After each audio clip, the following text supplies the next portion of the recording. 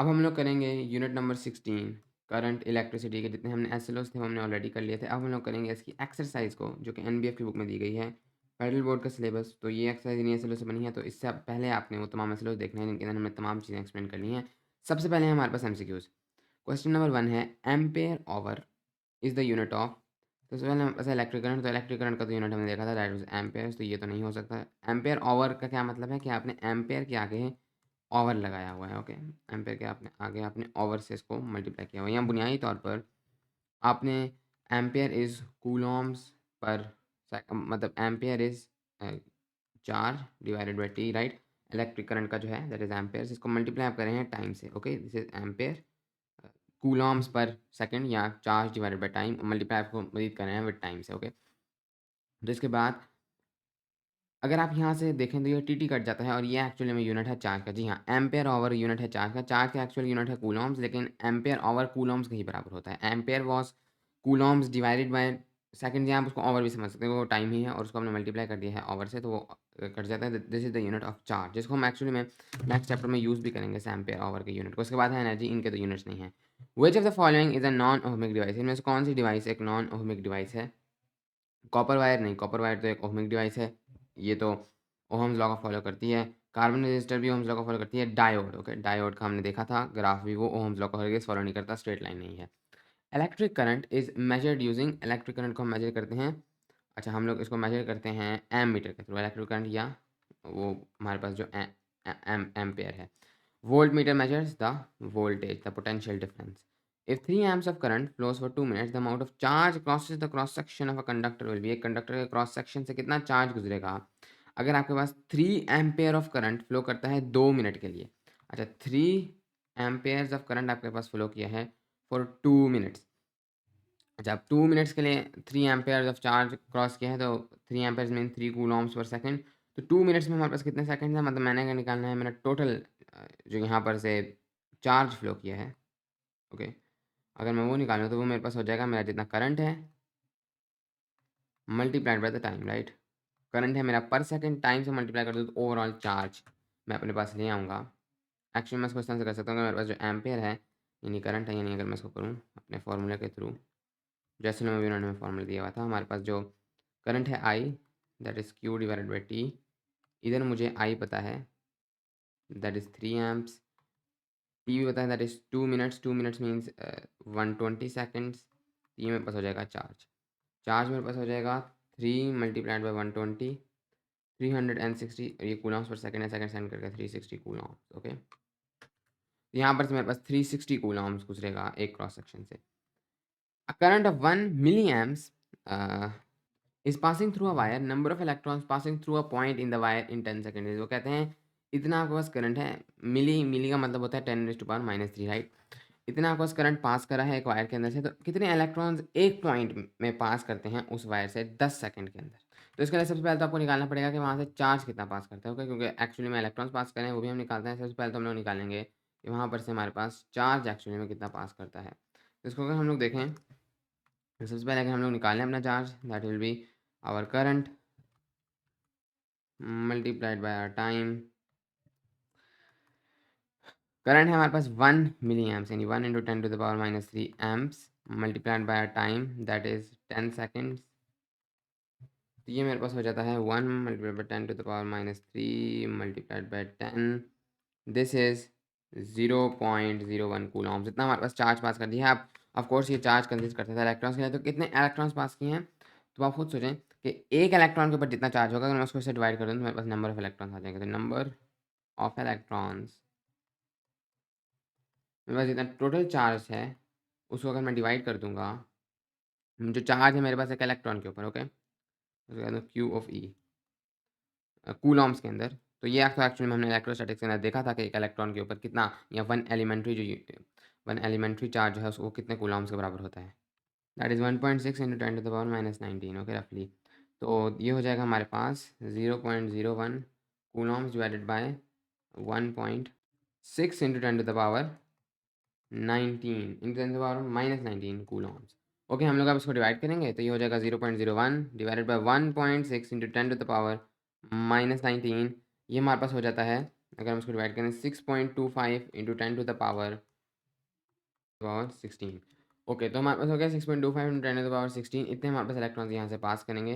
This one resistance of a material always decreases when, एक material की resistance decrease करेगी जब उसका टेम्परेचर डिक्रीज करेगा। The resistance of a metallic conductor varies inversely as, एक metallic conductor की जो रेजिस्टेंस है वो किसके साथ इन्वर्स रिलेशन रखती है, area of cross section. Direction of actual current and convection current are opposite to each other as temperature of semiconductor increase. अच्छा, सेमी कंडक्टर के लिए एक उल्टी चीज़ होती है।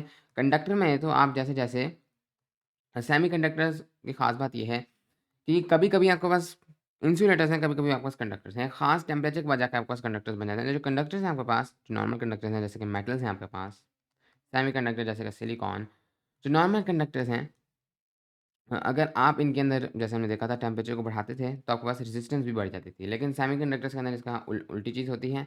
सेमी कंडक्टर्स के अंदर जैसे जैसे आप अपना टेम्परेचर बढ़ाते हैं तो आपके पास रेजिस्टेंस एक्चुअली में कम होती है। हाँ, ये उसके उनके अंदर उल्टी चीज़ है up to a point.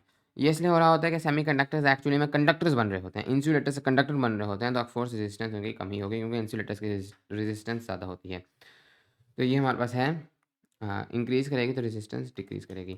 The ऐसा यूनिट ऑफ टेम्परेचर कोफिशिएंट, अच्छा ये हमारे पास एक नई चीज़ है जो हमने एसएलओएस में नहीं पढ़ी थी, उनका एसएलओएस में जिक्र नहीं था, लेकिन temperature coefficient of resistance is, ये हमारे पास एक ऐसा कोफिशिएंट है जो हमें बताता है कि हमारे पास रेजिस्टेंस कितनी बढ़ेगी विद टेम्परेचर। इसका ये हम लोग किस तरह से निकालते हैं, इसका फॉर्मूला होता है अल्फ़ा। ये हम इसलिए निकालते हैं कि हमें पता है कि हमारी जो रेजिस्टेंस है, जो हमारी रेजिस्टेंस है, अ, बल्कि मैं आपको बताता हूँ, जैसे हम हमारे अब हम रेजिस्टेंस तो नापेंगे ही, हम लोग तो नापेंगे रेजिस्टिविटी। ओके, जिस तरह हमने पढ़ा था रेजिस्टिविटी ही हम लोग नापेंगे, क्योंकि रेजिस्टेंस तो ऑफ कोर्स मैटर करेगी उसके क्रॉस सेक्शनल एरिया के साथ और लेंथ के साथ, लेकिन हमें एक यूनिट चीज़ जो है वो निकालनी है, खास मटेरियल के लिए इंट्रिंसिक चीज़ निकालनी है, तो वो रेजिस्टिविटी है। रेजिस्टिविटी, अब रेजिस्टिविटी जिसका सिंबल था हमारे पास म्यू, ये वाला सिंबल था, रो म्यू नहीं रो, इसको हम लोगों ने जो है वो अ, मतलब इस हमें देखना है इसके अंदर कितना इंक्रीज़ होगा, क्योंकि ये हमारे पास एक टेम्परेचर के लिए होगी, खास टेम्परेचर को तो हम कभी भी यूनिट नहीं करते ना इधर। तो हमारे पास क्या होगा कि फॉर एग्जांपल हम लोग अपना टेम्परेचर बढ़ाते हैं डेल्टा टी, हमने देखना है कि हमारी रेजिस्टिविटी किसी खास मटेरियल के लिए कितनी बढ़ेगी। यानी अगर हमारे पास जो रो टी है, ये हमारे पास अगर हम लोगों ने टेम्परेचर टी बढ़ा दिया है, इसके ऊपर जाकर हमारे पास रो टी आ रही है, और रो नॉट जो है ये हमारे पास इनिशियल थी। अगर हमारे पास जो डेल्टा रो है ये हमारे पास, यानी इतना हमारे पास चेंज इन रेजिस्टिविटी है, तो हम देखते हैं कि हमारे पास जो चेंज इन रेजिस्टिविटी है ये दो चीज़ों पर डिपेंड करेंगी। एक तो ये कि हमारे पास ये डायरेक्टली प्रोपोर्शनल होगी टू दी इनिशियल रेजिस्टेंस। इसका क्या मतलब है कि हमारे पास जितनी इनिशियल रेजिस्टिविटी ज़्यादा होगी उतना ही चेंज भी ज़्यादा होगा। बेशक हम टेम्परेचर सेम करते हैं, अगर हमारे पास दो रेजिस्टिविटी थी, एक थी 1 जस्ट एन एग्जाम्पल, एक थी 1 ओहम मीटर्स और दूसरी थी 2 ओहम मीटर्स। ओके, और यहाँ पर जाकर मैं इसके अंदर 1 सेल्सियस का इंक्रीज़ करता हूँ, 1 डिग्री सेल्सियस का, तो हो सकता है ये मेरे पास बढ़ जाए बाय, ये मेरे पास हो जाए 2 ओहम मीटर। लेकिन इधर हमारे पास डेल्टा, ये हमारे पास इंक्रीज़ कितना हुआ है 1 ओहम मीटर्स का। ओके, लेकिन इधर भी अगर मैं 1 डिग्री सेल्सियस भी बढ़ाऊँ, सेल्सियस मैंने सेम रखा है, लेकिन चूँकि इनिशियल ज़्यादा थी तो हो सकता है मेरे पास अब 2 ओहम मीटर का जंप आ जाए और ये मेरे पास 4 ओहम मीटर्स हो जाए। ओके, तो मतलब ये इनिशियल पर भी डिपेंड करेगी, ना कि सिर्फ टेम्परेचर पर। एक तो इनिशियल पर और दूसरा ऑफ कोर्स डिपेंड करेगी टेम्परेचर पर। जितना हम टेम्परेचर ज़्यादा बढ़ाएँगे उतना इस पर असर होगा। तो जैसे ऑफ कोर्स ये डायरेक्टली प्रोपोर्शनल है इसके, तो मैं यहाँ पर ऑफ कोर्स ऑटोमेटिकली अगर इनको एक साथ लिख दूँ,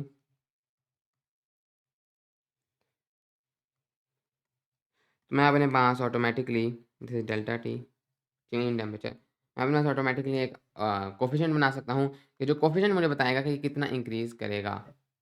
ये जगह मेरे पास डेल्टा टी माइनस डेल्टा नहीं है, this is rho rho T minus rho naught divided by delta T dot rho naught is equal to alpha. Okay, मैंने इस तरह से इनके अंदर एक कोएफ़िशिएंट बना दिया। This is the temperature coefficient of resistivity, और यह इसका यूनिट आपका सपोज़ होगा पर केल्विन या फिर पर सेल्सियस, क्योंकि दोनों का चेंज तो सेम होता है। अगर ये वाला यूनिट तो कट जाएँगे, सिर्फ़ आपके पास ये वाला यूनिट रह जाता है। इसका मतलब ये होगा कि अगर आपके पास आपका टेम्परेचर कोएफ़िशिएंट ऑफ रेजिस्टिविटी है 1 केल्विन में be for a specific substance, इसका मतलब ये है कि उस स्पेसिफिक सब्सटेंस के लिए जब आप 1 केल्विन का इंक्रीज़ करेंगे तो आपकी जो रेजिस्टिविटी है वो डबल हो जाएगी, वो 100% से इंक्रीज़ कर जाएगी। ये 1 केल्विन इनवर्स का मतलब है। तो अगर आप टेम्परेचर कोएफ़िशिएंट ऑफ रेजिस्टिविटी को डिफ़ाइन करेंगे, तो आप लोग उसको इस तरह से डिफ़ाइन करेंगे कि it is fractional change in resistivity per unit change in temperature. Okay, तो इसका फॉर्मूला अगर मैं इसको सिंप्लीफाई करके लिखूँ तो this is delta rho divided by rho naught dot delta T. ये आप इनिशियल किसी रेफरेंस टेम्परेचर पे ले रहे हैं, तो मैं कहता हूँ कि ऑफ कोर्स अगर मैं इसको ऊपर ले जाऊँ, मतलब मैं आपको सिर्फ समझाने के लिए, तो ये ऊपर जाकर आपको इस तरीके से हम इसको लिख सकते हैं, राइट। तो मैं कहता हूँ कि ये मेरे पास है फ्रैक्शनल चेंज इन रेजिस्टिविटी, कि आपके पास फ्रैक्शनली वो कितना चेंज हो रहा है। अगर तो वो उतना ही चेंज हुआ है जितना पहले था, तो 1 आपके पास इंक्रीज हुआ, यानी 100% से इंक्रीज हुआ है। 0.9 है तो 90% है, 2 है तो 200% है। जैसे यदि फ्रैक्शनल, तो हम लोग कहते हैं fractional change in resistivity per unit temperature. Okay, तो ये हमारे पास टेम्परेचर कोफिशिएंट ऑफ रेजिस्टिविटी, तो इसका हमारे पास जो यूनिट है दैट इज पर kelvin. By increasing temperature the resistivity of semiconductors decreases. Constructed response questions number 1 है draw connection so that the EMF sources given in the figure below figure become in series and parallel. In EMF sources के अंदर आपने इस तरह से connections बनानी है कि नंबर एक ही हो जाए आपके पास सीरीज में और नंबर एक ही हो जाए आपके पास पैरेलल में। सीरीज का क्या मतलब होता है, तो ये ईएमएफ सोर्सेज है, मतलब इधर ये बैटरीज हैं आपके पास। सीरीज में इनको ड्रॉ करने का मतलब है कि आपने, मतलब सीरीज में ड्रॉ करना इस तरह से होता है कि ये आपके पास फर्स्ट ईएमएफ सोर्स थी, मैं इनको सिर्फ यहाँ पर डब्बा बना रहा हूँ अभी। Okay, this is the EMF source 1। इसके बाद मतलब इसी के साथ आपने जोड़ देना है, यहाँ हल्की सी वायर लगाकर आपने इसके साथ जोड़ देना है ईएमएफ 2 को, इसके सामने बिल्कुल सीरीज़ के अंदर, जितना ये एक सीरीज़ चल रही है। ओके, एक ही सर्किट में आपने इन चारों को सीरीज़ में जोड़ देना है और यहाँ से एक ही सर्किट बन जाएगा। इसको हम लोग कहते हैं सीरीज़ में जोड़ देना। ऑफ कोर्स इनकी जो ईएमएफ है वो कंबाइन हो जाती है। ये एक्चुअली में हम अभी अगले चैप्टर के सलूशन में देखेंगे। उसके बाद पैरेलल में जोड़ने का ये मतलब होता है कि आपने इनको ऊपर नीचे, यानी अभी ये पैरेलल में नहीं है, अभी ये सीरीज़ में है, पैरेलल में ये ऊपर नीचे हो जाएँ। यानी ये होगी आपकी पहली ईएमएफ सोर्स, इधर इस तरीके से आपने वायर्स निकालनी है और इधर जाकर आपने जोड़ देनी है अपनी दूसरी। ओके, और इधर जाकर आपने जोड़नी है अपनी तीसरी, और इधर जाकर आपने जोड़ देनी है अपनी चौथी। अब ये सब पैरेलल में है और ऑफ कोर्स इधर आपका सर्किट फिर कंटिन्यू होगा इधर से इस तरीके से, ये आपका होगा सर्किट। तो यहाँ पर ये तमाम ईएमएफ सोर्सेज एक के बजाय तमाम की तमाम पैरेलल में जुड़ी हुई हैं। यहाँ से ये अगर मैं लाइन्स ड्रॉ करूँ तो ये तमाम लाइन्स पैरेलल हैं, जो कि इधर एक ही लाइन इन सबको कनेक्ट करती थी। ओके, यहाँ पे इसको इस तरह समझ सकते हैं कि अगर मैं सर्किट से निकलूँ तो मुझे, अगर मैं एक ही सर्किट को क्रॉस कर दूँगा मैं सबको क्रॉस कर जाऊँगा सीरीज़, लेकिन अगर मुझे इधर जाना है तो मुझे पहले इधर से जाकर डिवाइड होना पड़ेगा, इधर भी जाएगा, इधर भी, इधर भी, इधर भी।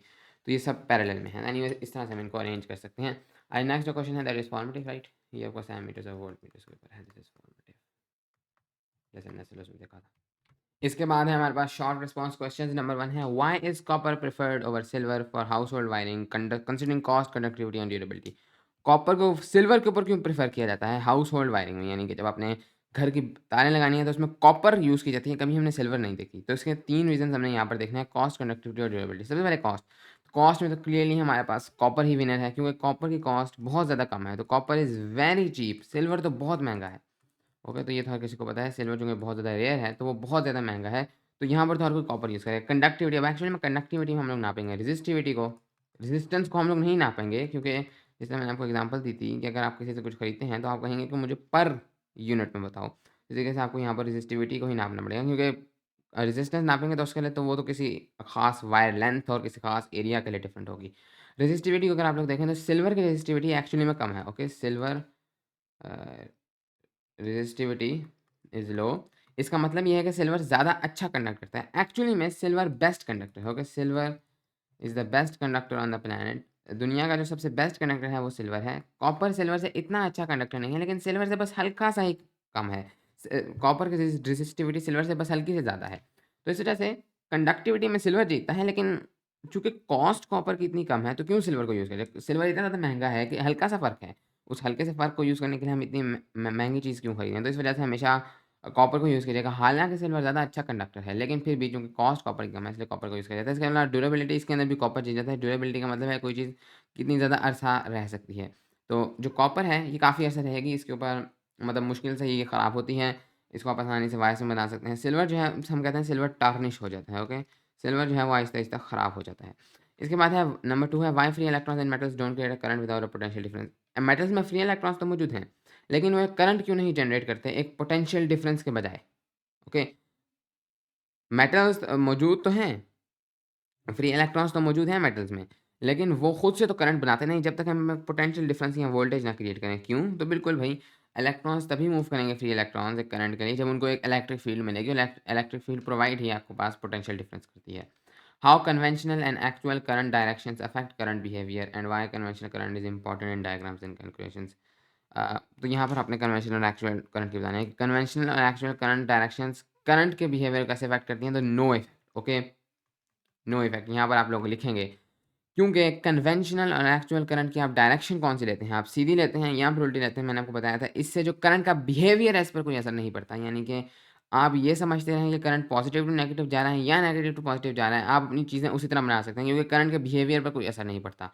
करंट इस तरह जाए या उस तरह जाए, एनर्जी वो सेम प्रोवाइड करके जाएगा। तो इस वजह से उसके बिहेवियर पर कोई असर नहीं है या सर्किट के बिहेवियर पर कोई असर नहीं। इसीलिए हमें काफ़ी अच्छा तक ये चीज़ भी बतानी चाहिए थी। और कन्वेंशनल करंट क्यों इंपॉर्टेंट है डायग्राम्स और कैलकुलेशन में, क्योंकि हम इसी को यूज़ करते हैं आजकल। Compare EMF and potential difference and why this distinction matters in circuit analysis. EMF और पोटेंशियल डिफरेंस को कंपेयर करें। सबसे पहले तो आप ये बताएंगे, इसकी जो आमतौर पर डेफिनेशन दी जाती है, जैसे मैंने आपको बताया था कि EMF is the voltage, it is the potential difference when no current is flowing, okay? And potential difference, बल्कि आप इसको इस तरह से डिफाइन कर सकते हैं। पोटेंशियल डिफरेंस में आप बताएंगे it is the voltage between two points, और ईएमएफ में आप बताएं it is the voltage of a source when no current is flowing. Okay, इस तरह से आप इनके दरमियान डिफरेंस बता सकते हैं, इनको कंपेयर कर सकते हैं। How is a current carrying wire electrically neutral. एक करंट कैरिंग वायर जो है वो इलेक्ट्रिकली न्यूट्रल कैसे है? तो ये तो एक बहुत ही सिंपल क्वेश्चन है। अगर आपके पास ये वायर है और इसके अंदर से आपके पास इलेक्ट्रॉन्स गुजर रहे हैं, फ्री इलेक्ट्रॉन्स, क्योंकि आपने यहाँ पर कोई पोटेंशियल डिफरेंस अप्लाई किया हुआ है, तो इस वजह से आपके पास वायर के अंदर से फ्री इलेक्ट्रॉन्स मूव कर रहे हैं। लेकिन आपके पास ये वायर क्या न्यूट्रल है या चार्ज है? तो दिस इज़ न्यूट्रल, जैसे हमने इलेक्ट्रोस्टैटिक्स के अंदर चार्ज वगैरह को पढ़ा था। This wire is neutral. क्यों? क्योंकि इसके अंदर जो आपके पास फ्री इलेक्ट्रॉन्स हैं, जितने भी फ्री इलेक्ट्रॉन्स हैं वो मौजूद तो हैं, लेकिन उन सबको बैलेंस कर देते हैं इसके अंदर जो मौजूद पॉजिटिव आयन्स हैं। ये ऐसी ही बात है कि एक एटम है, उसके अंदर इलेक्ट्रॉन्स हैं, तो क्या वो न्यूट्रल है? तो बिल्कुल वो न्यूट्रल है, क्योंकि उसके अंदर प्रोटॉन्स भी उतना ही मौजूद हैं। तो इसी तरीके से एक मेटल के अंदर जब फ्री इलेक्ट्रॉन्स मूव कर रहे हैं, तो उधर ही आपके पास पॉजिटिव आयन्स भी मौजूद हैं। वो तो रुके हुए हैं, लेकिन एक वक्त में अगर आप इसके अंदर एक जगह पर जूम करेंगे, तो अगर दो प्रोटॉन्स हैं, तो जो मूव करते हुए फ्री इलेक्ट्रॉन्स हैं वो भी दो हैं। जब ये फ्री इलेक्ट्रॉन्स आगे मूव कर रहे हैं, तो पीछे से एट द सेम टाइम दो ही आएंगे, फिर वो मूव करेंगे, फिर दो आएंगे। तो हमेशा आपकी वायर जो है वो न्यूट्रल रहेगी, क्योंकि उधर आपके पास पॉजिटिव आयन्स का लैटिस मौजूद है, और जो आपके पास चार्ज चीज़ें हैं वो इधर मौजूद हैं, जो पोटेंशियल डिफरेंस क्रिएट कर रही हैं। Evaluate the limits of Ohm's law for different materials. Ohm's law की लिमिट्स क्या है डिफरेंट मटेरियल्स के अंदर? तो जो नॉन ओहमिक मटेरियल्स हैं उन पर ओहम्स लॉ अप्लाई नहीं होता, क्योंकि अक्सर मटेरियल्स के अंदर आपके पास वोल्टेज करंट के साथ डायरेक्टली प्रोपोर्शनल नहीं रहता। How does a wire's shape affect its resistance whether bending changes it. क्या एक वायर की जो शेप है वो एक रेजिस्टेंस को कैसे अफेक्ट करती है? क्या बेंडिंग उसको चेंज करती है? तो बिल्कुल भी नहीं। जो वायर की शेप है उसका रेजिस्टेंस पे कोई असर नहीं, एरिया और लेंथ का ज़रूर है, लेकिन अगर आप उसको बेंड कर देंगे तो उससे रेजिस्टेंस पे कोई असर नहीं पड़ेगा। The temperature coefficient of copper is this. How does this affects copper performance in electrical systems under varying temperatures. Copper का जो कोएफिशिएंट टेम्परेचर है वो ये है, तो ये कैसे अफेक्ट करता है कॉपर को? तो ये बहुत ही एक अच्छा टेम्परेचर कोएफिशिएंट है, क्योंकि इसका मतलब ये है कि अगर आप 1 सेल्सियस बढ़ाएँगे आपकी वायर को, तो कॉपर का जो रेजिस्टिविटी है वो सिर्फ़ 0.04, यानी कि इसका मतलब है आपके पास, अगर आप इसको 100 से मल्टीप्लाई कर दें, यानी कि 0.4% इंक्रीज़ होगी। तो यानी कॉपर की रेजिस्टेंस इतनी इंक्रीज़ नहीं होगी टेम्परेचर के साथ, काफ़ी कम होगी, और यही हमें चाहिए। How would you define fluid resistance for a water carrying pipe. तो ये यही है आपके पास, आप इनको कई तरीकों से डिफाइन कर सकते हैं। मेनली जो आप डिफाइन करेंगे वो ये है कि अगर एक वाटर पाइप है, उसके अंदर आपका एरिया जितना ज़्यादा होगा, रेजिस्टेंस आपकी उतनी ही कम होगी। अगेन, क्योंकि एरिया जब आपका क्रॉस सेक्शनल एरिया बढ़ेगा, पानी आसानी से फ्लो कर सकता है। और इसी तरीके से जो आपके पास दूसरा फैक्टर था रेजिस्टेंस के ऊपर, वो ये था कि अगर आपके पास लेंथ ज़्यादा होगी पाइप की, तो आपके पास रेजिस्टेंस भी अगेन ज़्यादा होगी। अच्छा, एक क्वेश्चन हम मिस कर गए, this was question number 6। Would the light still work if a cars batteries positive and negative terminals were interchange. अगर ये बात थोड़ा-सा एक्चुअल में कॉम्प्लेक्स क्वेश्चन है। वो कहते हैं कि अगर हम लोग एक गाड़ी के अंदर, ये एक्चुअल में गाड़ी पर ही अप्लाई होगा, गाड़ी के अंदर अगर हम लोग बैटरी की उसके अगर पॉजिटिव और नेगेटिव टर्मिनल्स को उल्टा कर दें, यानी करंट की डायरेक्शन को उल्टा कर दें, यहाँ पर बुनियादी तौर पर हम करंट की डायरेक्शन को उल्टा कर दें, रिवर्स करंट डायरेक्शन, तो क्या उससे आपकी गाड़ी की जो लाइट्स हैं उन पर कोई असर पड़ेगा? टेक्निकली या कंसेप्चुअली करंट को चेंज करने से करंट के बिहेवियर पर कोई असर नहीं पड़ता, लेकिन यहाँ पर लाइट्स पर ज़रूर असर पड़ेगा, क्योंकि गाड़ी के अंदर जो लाइट्स इस्तेमाल होती हैं 2000 एलईडीज़ या फिर लाइट इमिटिंग डायोड्स। अब डायोड एक बहुत ही ख़ास चीज़ है, इसका हमने करंट वोल्टेज ग्राफ भी देखा था। ये एक्चुअली में ख़ास चीज़ इतनी है कि ये एक ऐसी चीज़ होती है जो करंट को सिर्फ़ एक डायरेक्शन में फ़्लो करने देती है। ओके, तो ये सिर्फ़ आपको करंट को या इधर फ्लो करने देगी या इधर, दोनों तरफ नहीं फ्लो करने देती। इसका एक्चुअल में मैकेनिज़्म क्या है, ये हम एक्चुअल में पढ़ेंगे नेक्स्ट चैप्टर्स में, लेकिन ये डायोड की ख़ास बात है। अब चूँकि डायोड सिर्फ़ एक तरफ करंट को फ्लो करने देता है, दूसरी तरफ तो वो करंट को फ्लो नहीं करने देता, तो इस वजह से आपके पास जब आप गाड़ी के अंदर ये चीज़ें चेंज कर देंगे तो नहीं, गाड़ी की जो लाइट्स हैं, लाइट नहीं होगी, क्योंकि उन्होंने तो बनाई इस तरह से हैं कि वो एक डायरेक्शन में फ्लो करने दें, दूसरी डायरेक्शन में क्योंकि एलईडीज़ हैं तो वो फ्लो उसको नहीं करने देंगे। वैसे करंट के बिहेवियर पर कोई असर नहीं पड़ता। नेक्स्ट है हमारे पास न्यूमेरिकल्स, नंबर 1 है, how much time will it take to charge a 200 ampere hour battery when it is connected to a current of 25 amperes. तो बहुत ही सिंपल है, हमारे पास हमारा फ़ॉर्मूला है कि हमारे पास जो करंट है that is equal to charge divided by time. ये हमारा चार्ज का यूनिट है, जैसे हमने देखा था, तो हमारे पास ये हो जाएगा current that is 25 amps multiplied by the time, मतलब टाइम ही हमने फाइंड आउट करना है। तो इधर मैं टाइम को एक्चुअली में इधर ले जाता हूँ और ये मेरे पास हो जाएगा T is equal to charge that is 200 amps hour divided by आपके जो हैं 25 एम्प्स। ये आपको हो जाता है time 200 divided by 25 that is 8 amps तो कट गए, तो 8 आवर्स। तो answer is 8 hours. Extremely simple question. Next है अब 12 वोल्ट ईएमएफ सोर्स। आपके पास एक ईएमएफ सोर्स है जो कि 12 वोल्ट्स की है, is connected to a purely resistive electrical appliance. एक रेजिस्टिव इलेक्ट्रिकल अप्लायंस है, एक लाइट बल्ब। अच्छा, ये जो रेजिस्टिव इलेक्ट्रिकल अप्लायंस है, इसका मतलब है कि ये लाइट बल्ब इस तरह से है कि ये आपके करंट को रेजिस्ट करती है, मतलब इसके अंदर रेजिस्टेंस काफ़ी ज़्यादा है और उससे जो हीट जनरेट होती है, क्योंकि रेजिस्टेंस का मतलब है कुछ जो आपके पास एनर्जी है वो ज़ाया हो रही है, वो हीट में कन्वर्ट हो रही है, उससे आपके पास लाइट जनरेट होती है। And electric current of 2 amps flow through it, considering the conducting wires to be resistance free. जो कंडक्टिंग वायर्स हैं हम उनको कंसीडर कर रहे हैं कि वो रेजिस्टेंस फ्री हैं, यानी उनकी रेजिस्टेंस जीरो है। हालांकि ऐसा पॉसिबल नहीं कि आकाश किसी भी चीज़ की रेजिस्टेंस जीरो हो, लेकिन यहाँ पर हम लोग ये चीज़ कंसीडर कर रहे हैं जस्ट फॉर सिंपलिसिटी। क्या है, हम लोग ये कंसीडर कर रहे हैं कि हमारे पास एक ईएमएफ सोर्स है जिस 12 वोल्ट्स, और ये कनेक्टेड है टू अ लाइट बल्ब। इसके अंदर आपके पास रेजिस्टेंस मौजूद है लाइट बल्ब को, जैसे से लाइट जनरेट हो रही है, और आमतौर पर वायर्स की भी रेजिस्टेंस होती है जो कि एक्चुअल में बहुत कम होती है, 0 पॉइंट समथिंग वोल्ट्स में होगी, लेकिन हम लोग कंसिडर करें कि इसकी रेजिस्टेंस 0 ओम्स है और इसकी रेजिस्टेंस आपको काफ़ी ज़्यादा है कुछ। वो कहते हैं calculate the resistance offered by the electrical appliance. ये जो इलेक्ट्रिकल अप्लायंस है इसकी कितनी रेजिस्टेंस है जो ये ऑफर करती है। बहुत ही सिंपल है, हमारे पास ओम्स लॉ है, V is equal to I R. Okay, या फिर अगर मैं इसको रेजिस्टेंस की फॉर्म में लिखूँ, R is equal to V divided by I. तो यहाँ पर से मेरे पास जो मेरा वोल्टेज है दैट इज़ 12 वोल्ट्स, मेरा करंट है दैट इज़ 2 एम्पेयर्स, तो ये मेरे पास हो जाएगा 6 ओहम्स, यानी कि 6 ओहम्स वो रेजिस्टेंस ऑफर करती है। The potential difference across the two end the component decreases to 1/4। तो कहते हैं कि एक कंपोनेंट यानी एक वायर है, जो भी है, वायर है, एक बल्ब है, उसके इर्द-गिर्द जो आपके पास पोटेंशियल डिफरेंस है कंपोनेंट के इर्द-गिर्द, वो डिक्रीज़ कर जाती है 1/4 से, ठीक है? मतलब 1/4 रह गई है, कम हो गई है अपनी इनिशियल वैल्यू से। जो रेजिस्टेंस है वो कांस्टेंट रहती है, ओके? यानी आपको जो रेजिस्टेंस है that is constant. What change will occur in the current through? तो बहुत सिंपल है, जब रेजिस्टेंस कांस्टेंट होती है, हमें पता है voltage is directly proportional to current. यहाँ हमें पता है कि V I is equal to R, right? नहीं, मतलब पता है कि V divided by I is equal to R। तो अगर R कांस्टेंट है और V हमारे पास जो है, मतलब मैं अगर हम लोग इसको सॉल्व करें तो हम लोग इस तरह से सॉल्व कर सकते हैं कि हमारे पास सबसे पहले था V1 और I1। R हमारे पास रहेगा सेम, तो उसको हमें 1 डालने की ज़रूरत नहीं है। उसके बाद हम लोग मतलब बढ़ने वाले हैं और हम लोग एक्चुअली में अपने वोल्टेज को कम करने वाले हैं। हम लोग जाने वाले हैं V2 पे, जो कि होगा हमारे पास V1 डिवाइडेड बाय 4, यानी इसके फोर्थ होगा। ओके, तो अब हम लोग आ गए हैं यहाँ पर V2 पर। ओके, तो ये होगा V2, ऑफ कोर्स हमारा करंट भी चेंज हो जाएगा I2, that will still be equal to R। अगर दोनों R के बराबर हैं, this means V1 divided by I1 is equal to V2 divided by I2, क्योंकि रेजिस्टेंस तो कांस्टेंट है। ओके, तो इसका मतलब ये हुआ कि अब हमें हमें ये भी पता है कि V2 is equal to V1 divided by 4। तो मैं कह सकता हूँ V1 divided by I1 is equal to V1 divided by 4I2, right? क्योंकि ये इसके बराबर होगा V1 डिवाइड बाय 4 के 4 नीचे आ जाएगा। और उसके बाद अगर मैं सबको क्रॉस मल्टीप्लाई कर दूँ, ओके, बल्कि क्रॉस मल्टीप्लाई नहीं करता, मैं इस सबको उलट देता हूँ, क्योंकि मेरे पास ये रूल है कि मैं इसको कर सकता हूँ I1 डिवाइडेड बाय V1, तो ये भी मैं उलट दूंगा, ये हो जाता है मेरे पास 4I2 डिवाइडेड बाय V1। अच्छा, V1 तो हमारे पास हो गया कैंसिल, ओके, V1 तो हो गया कैंसिल। बाकी मेरे पास बच जाता है I1 is equal to 4I2, या बुनियादी तौर पर हमारे पास जो I2 है, यानी जो लेटेस्ट करंट है, न्यू करंट है, that is I1 divided by 4, means हमारे पास करंट भी पिछले करंट से 4 गुना कम हो जाएगा या फिर करंट भी 1/4 टाइम्स डिक्रीज हो जाएगा। What voltage is necessary to pass a current of 50 amperes to a resistance of 100 ohms? आपके पास रेजिस्टेंस है 100 ohms। इस रेजिस्टेंस के अंदर से किसी बल्ब की है, किसी वायर की, वायर की इतनी ज़्यादा नहीं होती, कभी भी किसी बल्ब की लग रहे हैं या किसी मे बी लैपटॉप की है, किसी चीज़ की है। इसके अंदर से आपने करंट पास करना है 50 एम्पेयर्स का, तो इसके लिए आपको कितना वोल्टेज सप्लाई करना पड़ेगा, कितना पोटेंशियल डिफरेंस आपको क्रिएट करना पड़ेगा इस कॉम्पोनेंट पर। V is equal to I R 50 amps multiplied by 100 ohms, तो ऑटोमेटिकली हमारे पास हो जाता है 50,000 नहीं 5,000 वोल्ट्स।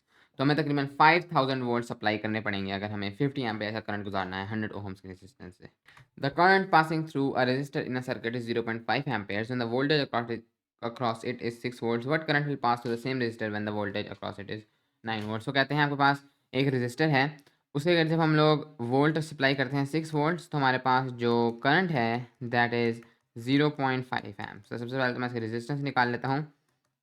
इसकी रेजिस्टेंस मेरे पास होगी कि मुझे 1 एम्पेयर करंट को पास करने के लिए यहाँ पर सप्लाई करना पड़ेगा 12 वोल्ट्स। ओके, सो 12 ओहम्स, 12 वोल्ट्स पर एम्पेयर इसकी रेजिस्टेंस है एक रेजिस्टर की। और इसके बाद मेरे पास अगर मैं इसी वोल्ट्स को चेंज कर दूँ 9 वोल्ट्स पर ले जाऊँ, तो अब मुझे रेजिस्टेंस तो पता है, रेजिस्टेंस तो सेम रहेगी। ओके, मैंने अब इसको लेकर जाना है टू 9 वोल्ट्स, मैंने अब लेकर जाना है इसको 9 वोल्ट्स पर। रेजिस्टेंस है मेरे पास 12 ओहम्स, तो मेरे पास करंट क्या होगा, तो यहाँ पर से मैं निकाल सकता हूँ I is equal to V divided by R, यानी कि 9 वोल्ट्स डिवाइडेड बाई 12 ओहम्स। तो ये मेरे पास हो जाता है 9 divided by 12, that is equal to 0.75 या 0.75 एम्पेयर्स मेरे पास करंट फ्लो करेगा जब 9 वोल्ट्स मैं इसी रेजिस्टर के ऊपर पास करूँगा। The length and area of a wire are given by 2 centimetre 2 metres and 0.4 millimetre square respectively. तो आपके पास जो लेंथ है वो 2 मीटर्स है और जो एरिया है that is 0.4 millimetres. Length is 2 metres, area is 0.4 millimetres square. अगर हम लोग इसको कन्वर्ट कर दें इनटू मीटर्स, तो हमें इसको डिवाइड करना पड़ेगा। अगर मुझे इसको मीटर स्क्वायर बनाना है तो मुझे इसको डिवाइड करना पड़ेगा विद 1000, क्योंकि एक मीटर के अंदर जो मिलीमीटर्स हैं वो 1000 होते हैं, 1000 स्क्वायर। ओके, तो ये मेरे पास बन जाएगा 0.4 divided by 1000 squared, that is 4 into 10 to the power -7 meter squared। तो यहाँ से हमारे पास फॉर्मूला होता है यहाँ पर रेजिस्टिविटी का R A divided by L. तो यहाँ पर से सिंपली मेरे पास इधर रेजिस्टेंस भी मौजूद है, राइट, मतलब रेजिस्टेंस है मेरे पास 0.085 ओम्स। जब हमारे पास ये है 4 into 10 to the power -7 meter square divided by length is 2 meters, तो ये मेरे पास हो जाएगा 0.085 multiplied by 4 into 10 to the power -7 answer divided by 2, 1.7 into 10 to the power -8, 1.7 into 10 to the power -8 ohm meters. Okay, so yes, next हमारे पास resistivity of a given copper wire. एक copper wire की जो resistivity है जो कि actually में same रहेगी कॉपर के लिए, दैट इज़ 1.7। अच्छा, अब कॉपर वायर की लेंथ की हमें ज़रूरत नहीं, रेजिस्टिविटी लेंथ जो मर्जी है उस पर सेम ही रहती है, into 10 to the power -8 ohm metres. कहते हैं इस वायर को हम लोग स्ट्रेच कर देते हैं इसकी लेंथ को डबल करने के लिए। पहले इसकी लेंथ है हमारे पास 2 मीटर्स, फिर हम इसकी लेंथ को कर रहे हैं 4 मीटर्स। इसकी न्यू रेजिस्टिविटी क्या होगी, सेम रहेगी, क्योंकि resistivity does not depend on length, तो वो तो सेम ही रहेगी। इफ इट्स टेम्परेचर इंक्रीज, तो रेजिस्टिविटी टेम्परेचर पर तो डिपेंड करेगी। अगर हम इसके टेम्परेचर को इंक्रीज करते हैं 20 केल्विन से, उसकी न्यू रेजिस्टिविटी बताएं, तो उसके लिए हमें चाहिए होगा इसका alpha temperature coefficient, that is 3.9 into 10 to the power -3 पर केल्विन। इसको यहाँ पर मैं अप्लाई करूँगा तो ये मेरे पास हो जाता है, अगर मैं अल्फ़ा को यहाँ पर अप्लाई करूँ, मेरे पास इसका फॉर्मूला था डेल्टा रो, जैसे हमने देखा था इसी वीडियो में, डेल्टा रो, और फिर इसके बाद आपके पास जाकर रो इनिशियल डेल्टा टी। तो यहाँ पर आपके पास A is 3.9 into 10 to the power -3 पर केल्विन, और जो आपके पास डेल्टा रो है वही तो आपने, मतलब डेल्टा रो आप लोगों ने यहाँ पर निकालना है कि आपका चेंज कितना आएगा आपकी रेजिस्टिविटी में, वो हम लोग अभी फाइंड आउट करते हैं। मैं एक्चुअली में इसको, अच्छा पहले मैं एक्चुअली में इसको इसके करेक्ट फॉर्म में लिख देता हूँ। तो ये हो जाएगा अल्फ़ा रो, राइट। यहाँ पर जाकर ये मल्टीप्लाई होगा, बाकी ये भी यहाँ पर आकर मल्टीप्लाई होगा, delta T is equal to delta rho. तो मुझे डेल्टा रो निकालना है। अल्फ़ा उन्होंने मुझे दिया हुआ है, दैट इज़ 3.9 इंटू 10⁻³ पर केल्विन। इनिशियल जो आपके पास आपको रेजिस्टिविटी है that is 1.7 into 10⁻⁻8 ohm metres. और इसका हमने मज़ीद मल्टीप्लाई कर देना है with the change in temperature that is 20 के 20 केल्विन से हमने इसको इंक्रीज़ किया है, या 20 सेल्सियस पे आप कर सकते हैं क्योंकि change in temperature is equal for kelvin and Celsius scales. तो यहाँ पर जाकर ये आपके पास हो जाएगा 3.9 into 10⁻³ multiplied by 1.7 into 10⁻⁻8 okay, multiplied by 20। तो ये आपके पास है 1.326 इंटू 10⁻⁻9 और ऑफ कोर्स आगे जाके आप लोग यूनिट लगाएंगे ओहम मीटर। अच्छा, ये भी हमने सिर्फ डेल्टा पी निकाला है, डेल्टा रो निकाला है, तो भी हमें इसको अंदर ऐड करना पड़ेगा। अगर हमें फाइनल अपनी निकालनी है, इसके अंदर हमें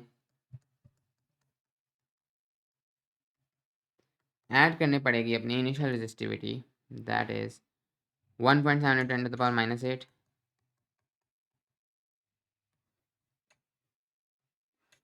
ओहम मीटर्स। जब हम इसको ऐड करेंगे तो ये हमारे पास आती है 1.326 multiplied by 10⁻⁻9 plus 1.7 into 10⁻⁻8 1.8326 into 10⁻⁻8 ohm metre. This is our final resistivity. अच्छा, फाइनल न्यूमेरिकल ये मैं आप पे छोड़ता हूँ क्योंकि पिछले न्यूमेरिकल के साथ मैच करता है। आपके पास टेम्परेचर टी है, रेजिस्टिविटी ये है, और आपके पास इंक्रीज आपने इतने किससे किया है और टेम्परेचर कोफिशिएंट ये, तो ये वही फॉर्मूला लगाकर आप उसको इजीली कैलकुलेट कर सकते हैं। एनीवेज इसके साथ ही हमारे इस चैप्टर की एक्सरसाइज और ये चैप्टर कंप्लीट हो गया।